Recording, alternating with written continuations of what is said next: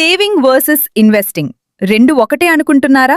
అక్కడే చాలా మంది ఫైనాన్షియల్ మిస్టేక్ చేస్తారు. సింపుల్గా చెప్పాలి అంటే సేవింగ్ అంటే మనీని సేఫ్గా పక్కన పెట్టడం, ఇన్వెస్టింగ్ అంటే ఆ మనీని ఫ్యూచర్లో గ్రో చేయటం.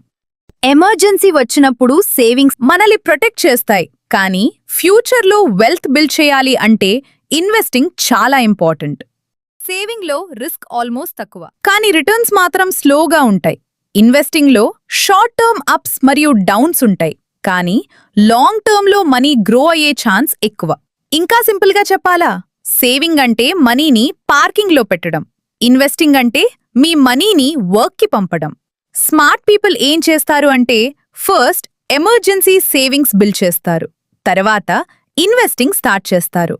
సో ఫైనల్గా చెప్పాలి అంటే సేవింగ్ మీ ప్రెజెంట్ని ప్రొటెక్ట్ చేస్తుంది, ఇన్వెస్టింగ్ మీ ఫ్యూచర్ని బిల్డ్ చేస్తుంది.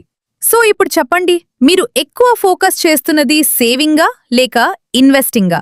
కామెంట్స్లో చెప్పండి.